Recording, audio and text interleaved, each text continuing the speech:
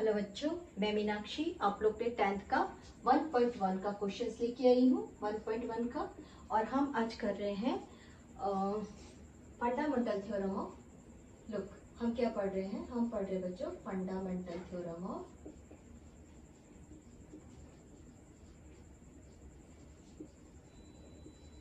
Arithmetic. ठीक है, हम इस थ्योरम को करने से पहले कुछ हमारे बेसिक लॉ कर लेते हैं। आइए, हम जनरली किसी भी चीज को पढ़ना चालू करते तो नंबर लाइन से चालू करते हैं। यहाँ पर हम लिखेंगे 1 2 3 4। They all are positive numbers, they all are positive numbers. इनको हम कहते हैं natural number up to infinite. इनको हम कहते हैं नेचुरल नंबर। जब यहाँ से 0 ऐड हो जाता है तो वो हो जाता है होल नंबर। और जो माइनस और -2 इस तरीके के नंबर ऐड होते तो हम उनको कहते हैं बच्चों इंटीजर्स।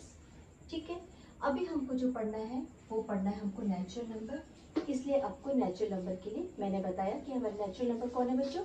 हमारा नेचुरल नंबर जो है 1 2 3 4 एंड इन्फिनिट तक है। ठीक,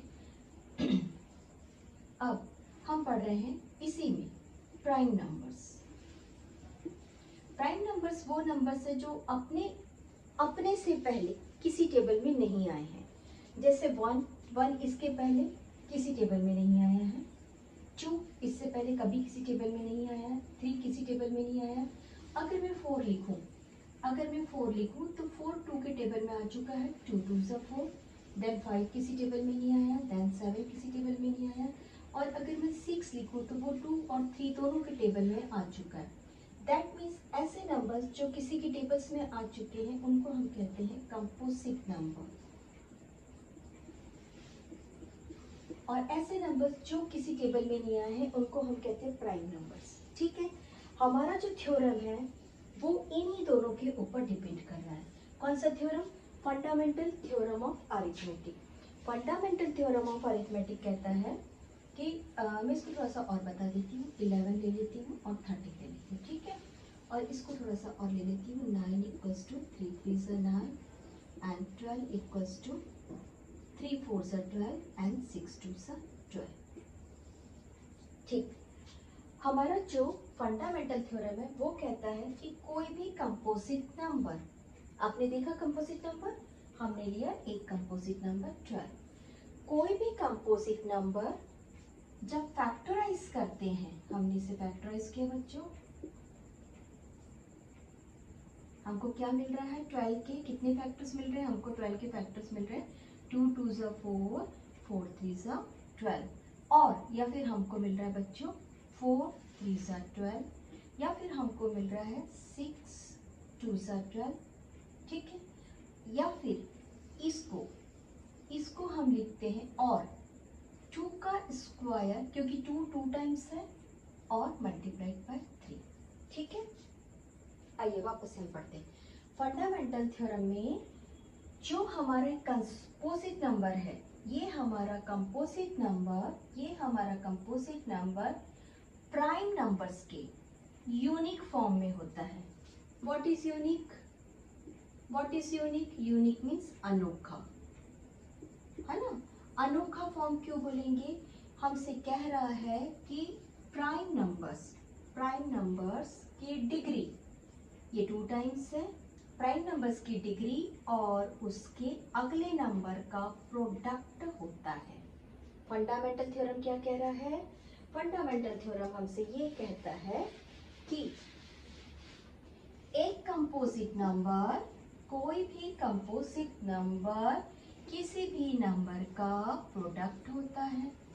बट वो किसी भी नंबर कौन है बच्चों? वो किसी भी नंबर है प्राइम नंबर या उसकी डिग्री। यहाँ पे हम 4 लिखेंगे, वो गलत है। प्राइम नंबर और उसकी डिग्री और अगले नंबर का प्रोडक्ट माने multiplication. What is the meaning of product? Product means multiplication होता है। ठीक है, ये रहा हमारा फंडामेंटल थ्योरम। अभी हम इसको लॉ फॉर्म में लिख लेते हैं। आप लोग को प्राइम नंबर समझ गया? प्राइम नंबर ऐसा नंबर जो अपने आप से खुद से पहले कभी किसी के टेबल में नहीं आया। यानी कि अगर हम 23 लेंगे तो 23 इसके पहले किसी टेबल में नहीं आया। अब 23 टूजा लिख सकते हैं, लेकिन किसी और नंबर का वो टूजा फॉर्म नहीं है, वो ओनली वनजा फॉर्म है, दैट इज 23 वन जा 23। Therefore 23 is a prime number. आइए नेक्स्ट पढ़ते हैं। इसका हम लॉ लिखते हैं बेटा। बच्चों फंडामेंटल थ्योरम ऑफ अरिथमेटिक हम लिखने जा रहे हैं। आइए मैं प्राइम नंबर्स को करने देती हूँ, थोड़ा सा हमको समझने के लिए भी लगेगी। हमने कंपोजिट नंबर के बारे में लिखा, तो लिख दीजिए एवरी कंपोजिट नंबर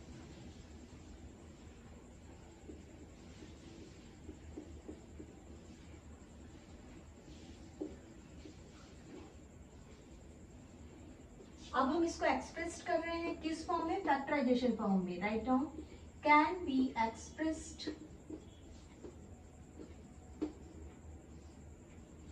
फैक्टराइजेशन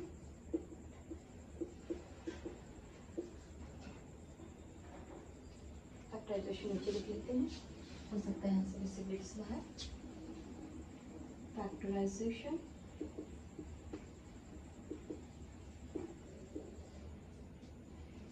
अब जब आपने इसको फैक्टराइज किया था, ठीक है, जब हमने 12 को फैक्टराइज किया था, 12 कैसे फैक्टराइज हुआ था बच्चों, 2 2 3, तो नेचुरली हम इसको क्या बोलेंगे, product. Write down A as a product of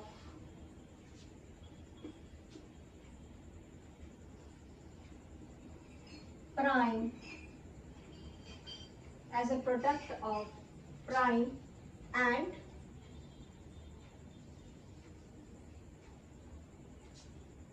this factorization is unique. क्यों यूनिक है अभी बताइए। हमने क्या किया बच्चों, हमने इसको डिग्री के फॉर्म में लिख दिया, as the prime number in the form of degree. Unique क्यों लिख रहे हैं बच्चे, यूनिक के बाजू में लिख लीजिए because product are power of prime, because product are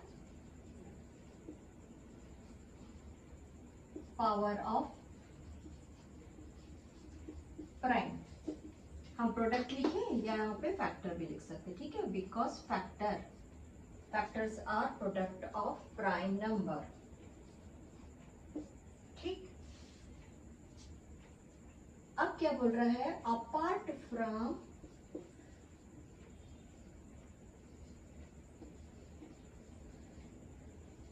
the order,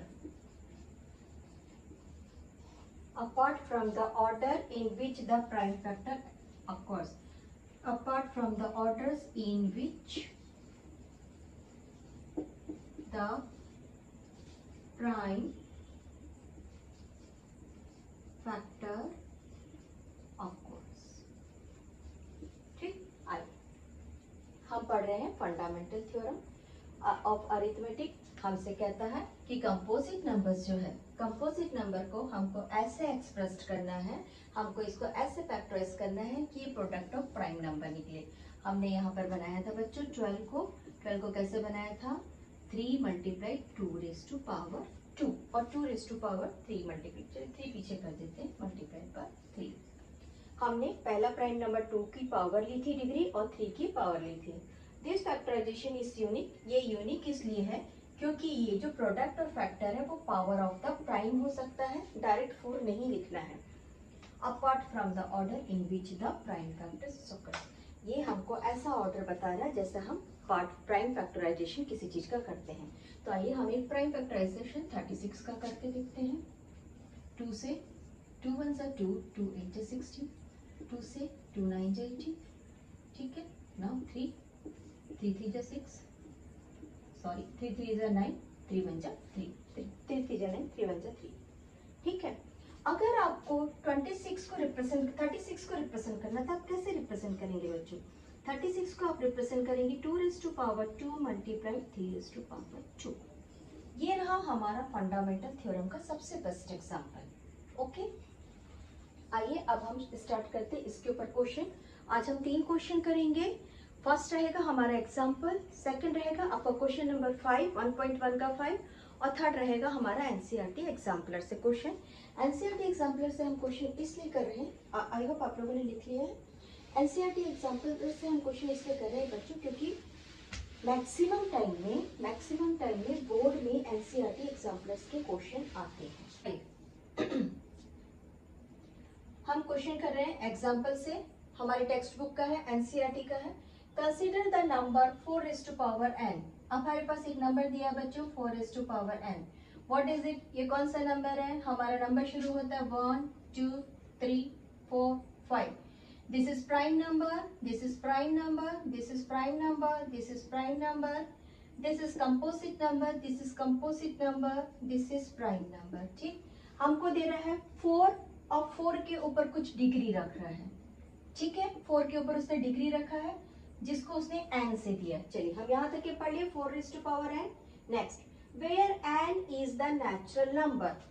किसको नेचुरल नंबर बोल रहा है बच्चों? इसको नेचुरल नंबर बोल रहा है। हमारा नेचुरल नंबर नंबर लाइन में कहाँ से स्टार्ट होता है? 1 2 3 4 इंफिनिट। यानी कि 4 की डिग्री 1 हो सकती है, 4 की डिग्री 2 हो सकती है, 4 की डिग्री अप टू इंफिनिट हो सकती है। ठीक है, कितनी भी 4 की डिग्री हो सकती है। हम n इक्वल्स टू कुछ भी मान सकते हैं, 1 2 3 4 अप टू इंफिनिट। ठीक, नेक्स्ट आगे पढ़िए, नेचुरल नंबर के आगे। Check whether there is any value of n। हमको n की ऐसी वैल्यू ढूंढनी है, n के लिए एक ऐसा नंबर लेके आना है for which 4n ends with. यानी कि जब आप इसका आंसर लिखेंगे, जब आप इसका आंसर लिखेंगे तो लास्ट में यहाँ पर इस नंबर के साथ यहाँ पर वंस में, वंस, टेंस, 100, 1000, 10,000 जो भी है, यहाँ पर वंस में हमको उसकी वैल्यू 0 मिलनी चाहिए। 4n, 4 की power n ends with a 0 value. Question clear है? क्वेश्चन क्लियर हुआ आप लोग को? एक बार फिर से, हमसे कह रहा है कि एक नंबर दे रहे हैं हम आपको 4 और उसकी पावर n है। n एक नेचुरल नंबर है, नेचुरल नंबर मीन्स 1 2 3 4 इंफिनिट तक हो सकता है, 0 नहीं होगा और माइनस नहीं होगा, because 0 is a whole number and -2 3 is negative integers. ठीक है, हमको नेगेटिव इंटीजर्स के बारे में बात ही नहीं करना है, हमको नेचुरल नंबर का बात करना है, तो हम नेचुरल नंबर पे डन। ठीक, अब अगर मान लो मैंने 4 की पावर 4 रख दी, तो मेरा आंसर क्या होना चाहिए बच्चों? मेरा आंसर होना चाहिए लाइक दिस, 4 4 जा 16, 4 4 जा 16, और उसके बाद मुझे इसकी आंसर फाइंड करनी है। जब मैं इसका आंसर फाइंड करती तो ये हो जाता लास्ट में 6 6 जा 36। आगे क्वेश्चन जाएगा। चलिए मैंने n की पावर 5 रख दी, n की पावर मैंने 5 रखी। फाइंड करते हैं हम, 4 4 जा 4 4 जा 4 4 जा 4 4 जा 4, that is 16, that is 16 multiplied by 4। चलिए मैं ओनली यूनिट्स की वैल्यू कर रही हूँ बेटा। 6 6 है 36 की 6, यहाँ पे जो भी डिजिट आएगा। अब इस 6 को जब मैं 4 से मल्टीप्लाइड करती हूँ तो 6 4 जा 24, लास्ट में फिर मेरे पास 4 आ रहा है। कहाँ पे बच्चों? वंस में। यानी कि मुझे यहाँ पर वंस में 0 कहीं नहीं दिख रहा है। आइए मैं इसकी पावर 10 रख के देखती हूँ। अगर मैं 4 की पावर 10 रखती हूँ तो भी बच्चों आंसर क्या आना चाहिए? आंसर आता है, हम कितनी भी टाइम्स में, हमने 4 को 10 टाइम्स पे रख के देखा। आप लोग चलिए अपने बुक में ट्राई करके देखिएगा। आप 4 की वैल्यूज को 10 टाइम्स रख के देखिएगा और फाइंड करिएगा, एंड में कहीं पर भी वंस की वैल्यू, टेंस की वैल्यू, आपको मान लो इतना लंबा आंसर मिल गया तो वंस में कहीं पर भी 0 आता है कि नहीं आता है? मैं अभी आपको बताऊंगी 0 नहीं आएगा। ठीक है, ये हमने ओपनली किए हैं, बिना किसी लॉ के, बिना किसी नियम के। ठीक है, आइए अब हम नियम से पढ़ते हैं जो हमारे मैथ्स में लॉ दिया है। क्या है लॉ हमारा? Fundamental theorem of arithmetic.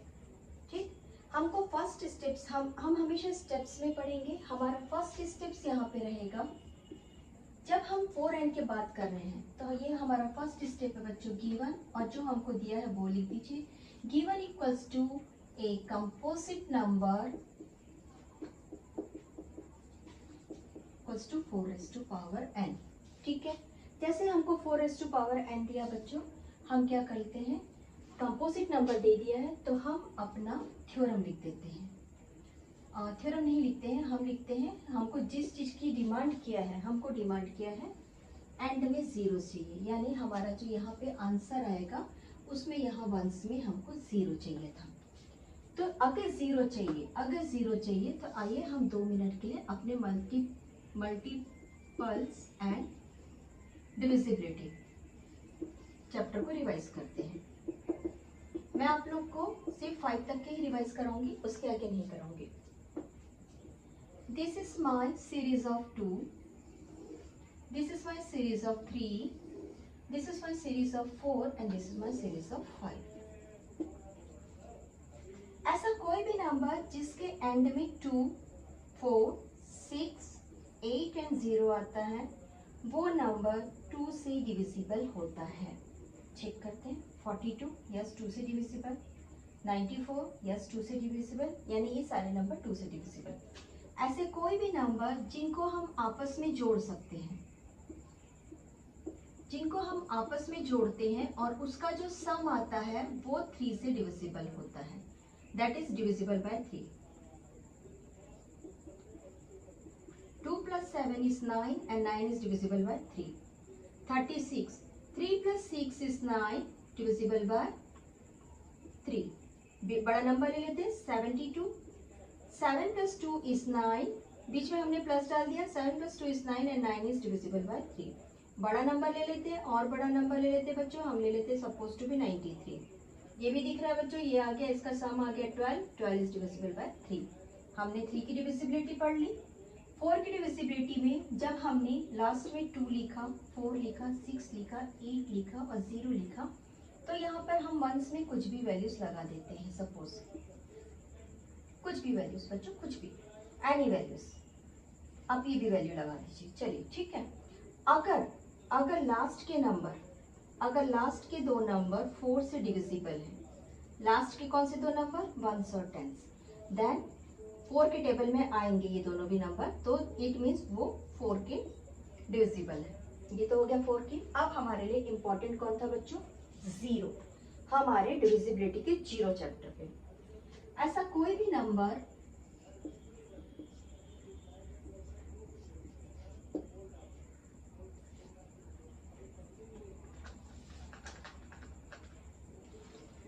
Sorry for interruption बच्चों, ऐसा कोई भी नंबर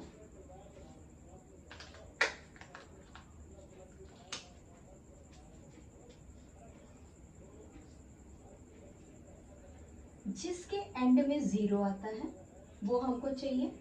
इट मीन्स वो नंबर किसके टेबल में आ रहा है बच्चों, वो नंबर किसके टेबल में आ रहा है, वो नंबर आ रहा है 5 के टेबल में।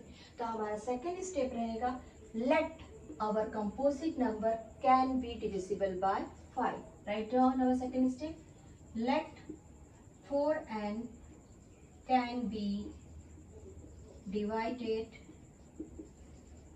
बाय 5। ठीक, हमको 0 चाहिए इसलिए हमने 5 की डिमांड की बच्चों। आइए हम करते हैं अब हमारा फैक्टराइजेशन।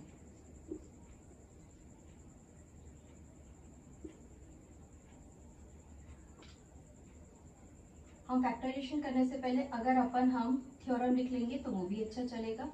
चलिए हम लिख लेते हैं theorem factorisation.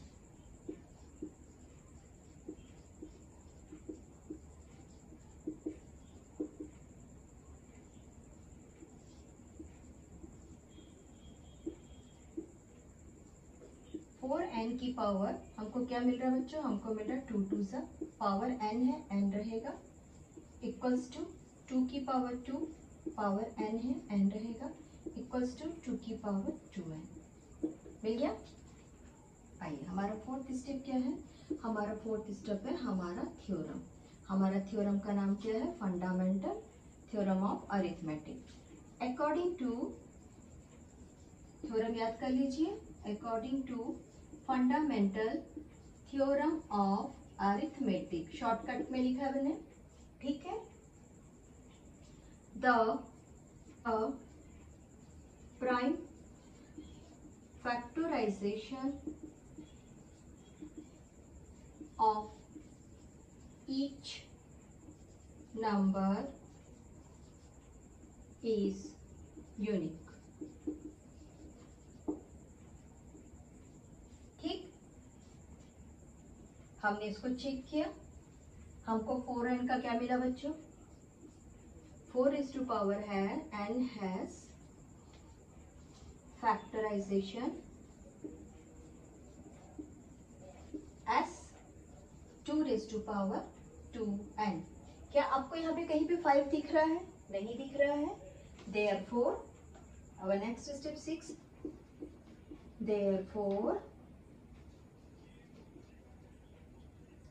4n is not divided by 5. Next step लिख दीजिए, ये 5 से डिवाइड नहीं होगा। आप लोग को जो मैंने ओपन एग्जांपल दिया है 4 into 4 multiplied 4 multiplied 4 multi times power रख के आप चेक करके देखिए, कहीं पे भी आपको जीरो नहीं आएगा। हेंस आप लिख दीजिए, आपको जो क्वेश्चन में बोल रहा है उसको लिख दीजिए। Hence 4n never ends with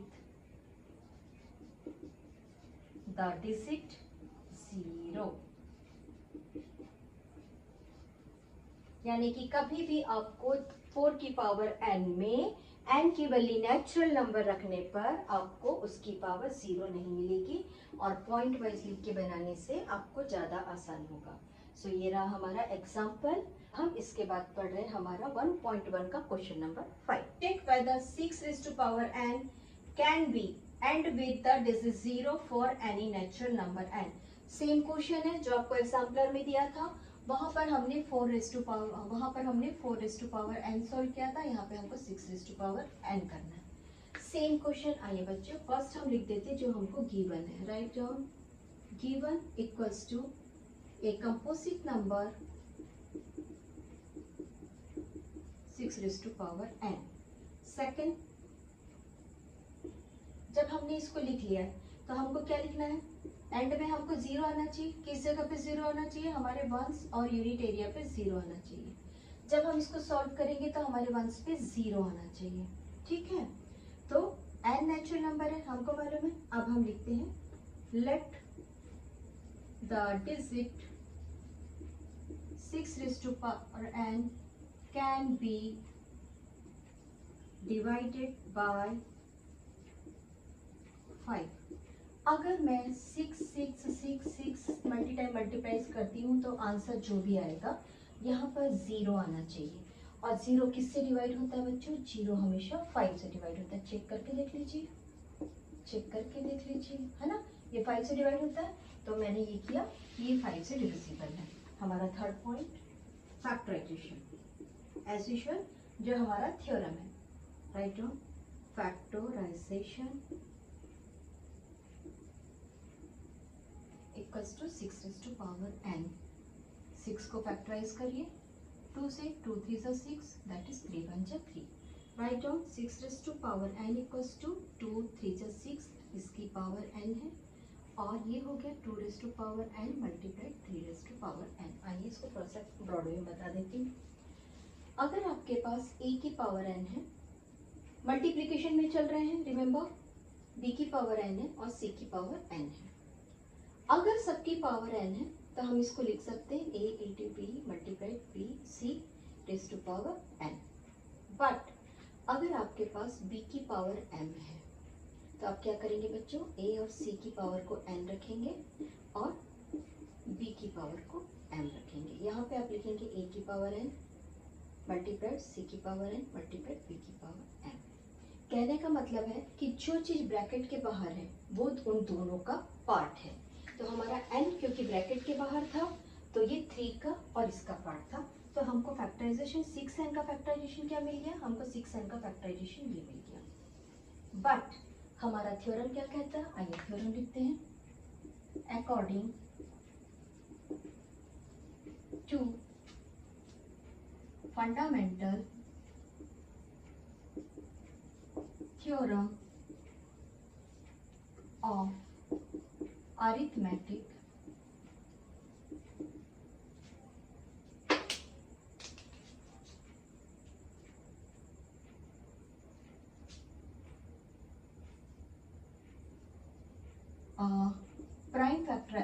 prime factorization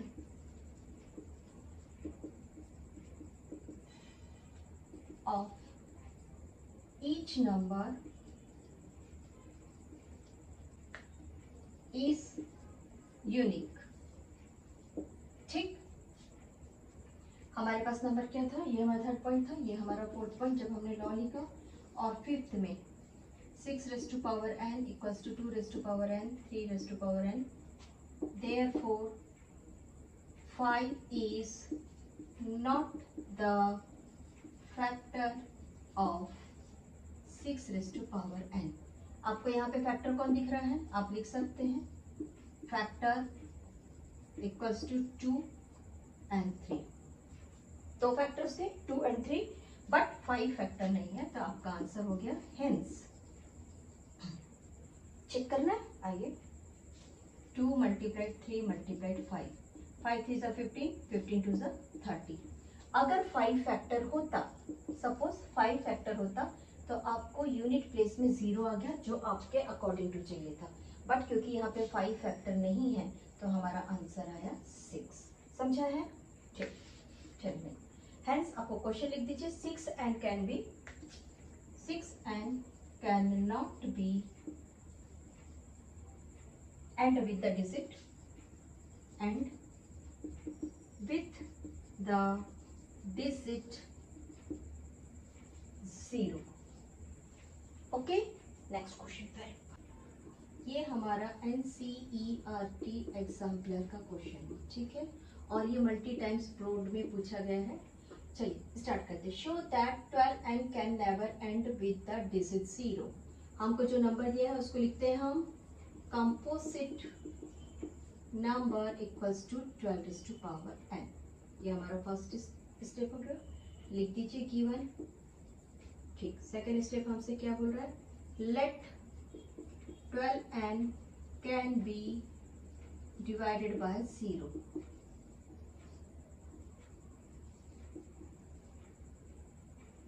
let 12 and can be divided by 5।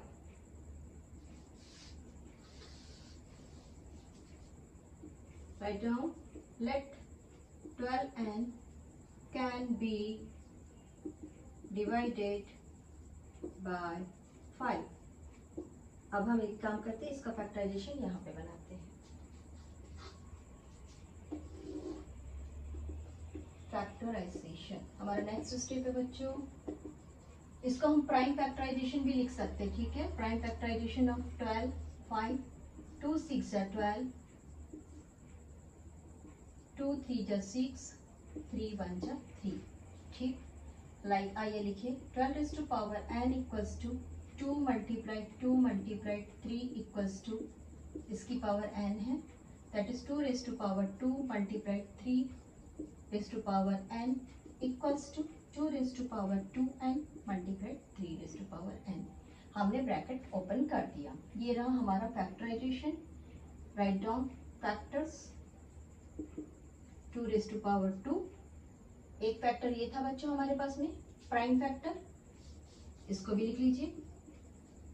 Prime factor of 12 equals to 2 और 3। यहाँ पे कहीं पर भी 5 नहीं है, रिमेंबर 5 रहेगा तभी आपको डिजिट 0 मिलेगा। अब आप लिख दीजिए आपको थ्योरम। थ्योरम क्या था हमारा, थ्योरम था according to fundamental theorem of arithmetic, every prime factorization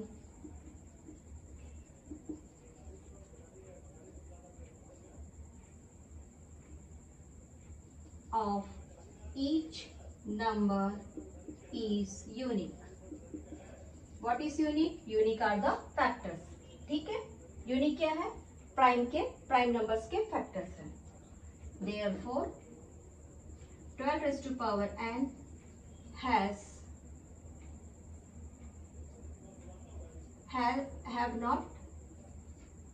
not 5 as the factor. Therefore अगर 5 यहाँ पे फैक्टर नहीं है, it is not divisible by 5. Write down. आपका आंसर लिख दीजिए. 12 raised to power n